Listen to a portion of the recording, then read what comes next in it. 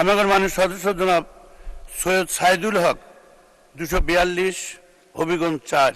আপনার সময় 5 মিনিট। ধন্যবাদ মাননীয় স্পিকার। শুরু করিতেছি মহান আল্লাহর নামে, যিনি পরম করুণাময় এবং অত্যন্ত দয়ালু। মাননীয় স্পিকার, আমার বক্তব্যের শুরুতেই শ্রদ্ধা ভরে স্মরণ করছি হাজার বছরের শ্রেষ্ঠ বাঙালি বঙ্গবন্ধু শেখ মুজিবুর রহমান।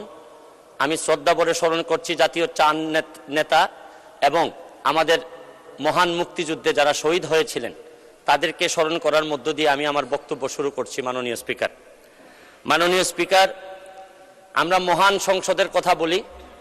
মহান সংসদে সব সময় মহান কাজ হয় না। মাননীয় স্পিকার, আমি মহান সংসদে এসে প্রথমেই আমার যে জিনিসটা নিয়ে খুব কষ্ট হয়েছিল মাননীয় স্পিকার, এই সংসদেই এই জায়গাতে বসেই ইনডেমনিটি অর্ডিন্যান্স করা হয়েছিল আমাদের জাতির জনক বঙ্গবন্ধু শেখ মুজিবুর রহমানের এই হত্যার বিচারের প্রক্রিয়া বন্ধ করার জন্য। এই সংসদেই বসে এই মহান সংসদকে কলঙ্কিত করেছিলেন এইখানেই বসে সংসদ সদস্যবৃন্দ। আমি একটা জিনিস পরিষ্কার করতে চাই মাননীয় স্পিকার, আমরা যারা স্বতন্ত্র নির্বাচিত হয়েছি আমাদেরকে অনেকেই জিজ্ঞেস করেন যে আমাদের অবস্থানটা কি। আমি এই মহান সংসদে পরিষ্কার করতে চাই মাননীয় স্পিকার যে আমরা হচ্ছে গিয়ে বিরোধিতা করব সরকারের। আমি ব্যক্তিগতভাবে বলতে পারি বিরোধিতা হবে সরকারের, কিন্তু একটা বিষয়ে আমরা এক অভিন্ন, মুক্তিযুদ্ধের সপক্ষ এবং বঙ্গবন্ধু শেখ মুজিবুর রহমানের ব্যাপারে আমরা এক অভিন্ন। এই ব্যাপারে আমাদেরকে আলাদা করে দেখার কোনো সুযোগ নাই মাননীয় স্পিকার, আমি প্রথমে আমার এলাকা দিয়ে শুরু করতে চাই মাননীয় স্পিকার। হবিগঞ্জের চুনারুঘাট মাধবপুর।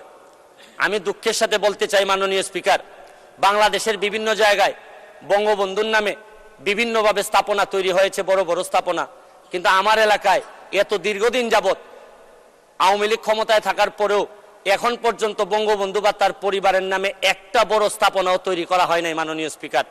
আমি নিজে অল্প অল্প কয়েকটি ব্রিজ নিজের টাকা দিয়ে জননেত্রী শেখ হাসিনা এবং বঙ্গবন্ধুর নামে কয়েকটি ব্রিজ তৈরি করেছি এবং আমার এলাকার যারা কৃতি সন্তান ছিলেন তাদের নামে ব্রিজ তৈরি করেছি। আমাকে অনেকে বলেছেন যে আপনি টাকা পান কোথায়। আমার এলাকায় আমি বলছি যে আমি টাকা পাই কোথায় এটা জিজ্ঞেস করার আগে মাননীয় প্রধানমন্ত্রীকে জিজ্ঞেস করেন যে উনি বাংলাদেশের উন্নয়নের জন্য এত টাকা পান কোথায়। ইতিহাসের যে উন্নয়ন উনি করেছেন এইটা তো আগে বাংলাদেশের ইতিহাসে কখনো হয়নি।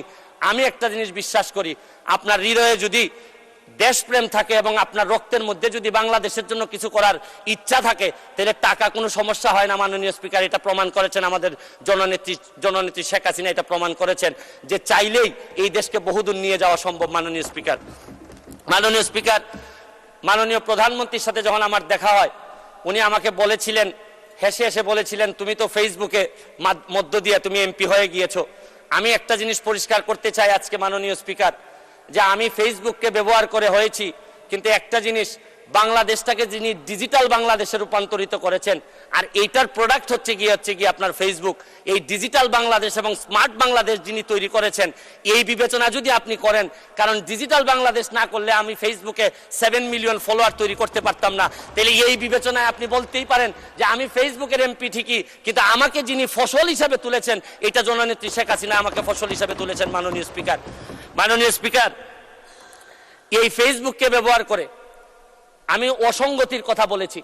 এই ফেসবুককে ব্যবহার করে আমি ফুটবলে নিয়ে মানুষকে মাঠে নিয়ে গেছি এবং আমি মাদক মুক্ত সমাজ ব্যবস্থার কথা বলেছি।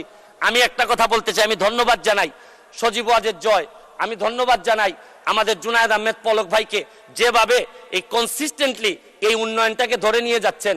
আরে অনেকে আমি বক্তব্যতে শুনি বলেন যে আমরা ডিজিটাল বাংলাদেশ নির্মাণ করব। আমি তো বলি নির্মাণ হয়ে গেছে অনেক আগেই। এই ডিজিটাল বাংলাদেশের ফসল অলরেডি আমি এমপি হিসাবে এই মহান সংসদে অলরেডি চলে আসছি মাননীয় স্পিকার, আমি আরেকটা জিনিস আপনাদেরকে বলতে চাই। অনেকেই বলেন যে স্বাধীনতার সপক্ষের সরকার থাকলে কি হয় আর স্বাধীনতার বিপক্ষের সরকার থাকলে কি হয়। আমি একটা জিনিস জিজ্ঞেস করতে চাই, আপনাদেরকে বলতে চাই, স্বাধীনতার সপক্ষের শক্তি যখন ক্ষমতায় থাকে তখন কি হয় হচ্ছে কি এলিভেটেড এক্সপ্রেসওয়ে হয়, সারা পৃথিবীর সাথে যুদ্ধ করে পদ্মা সেতু বানানো যায়। আপনি দেখেন এই রূপপুর পারমাণবিক কেন্দ্র বানানো যায়, টানেল বানানো যায়, মেট্রো রেল বানানো যায়। আমি এয়ারপোর্টে এবং ধন্যবাদ জানাই মাননীয় প্রধানমন্ত্রীকে। ফুটবল খেলায় যখন ফরিদপুরে যেতাম, মাদারীপুরে যেতাম, আমার সারা দিন কেটে যেত, কিন্তু এই ব্রিজ হওয়ার পর আমাদের সিলেটের বেশিরভাগ মানুষ দক্ষিণবঙ্গে যাই নাই। মাননীয় স্পিকার, আর 2 মিনিট সময় দেন। মাননীয় স্পিকার, আমি এইটা এলিভেটেড এক্সপ্রেস হয়ে উঠলে এয়ারপোর্টে যাইতে আমার বিশ্বাস যে সবচেয়ে অপছন্দ যারা করে এই সরকারকে, তাও এলিভেটেড এক্সপ্রেস হয়ে মুখ লুকিয়ে লুকিয়ে কোনো রকম চলে যায় এয়ারপোর্টে, মনে করে যে এই জিনিস হওয়ার পর তো আর অন্তত এই প্রতিবাদ বা সমালোচনা করা সাজে না এদের। আমি আরেকটা জিনিস বলি, মুক্তিযুদ্ধের বিপক্ষের সরকার থাকলে কি হয়? বোমাবাজি হয়, 21-এ গ্রেনেড হামলা হয়।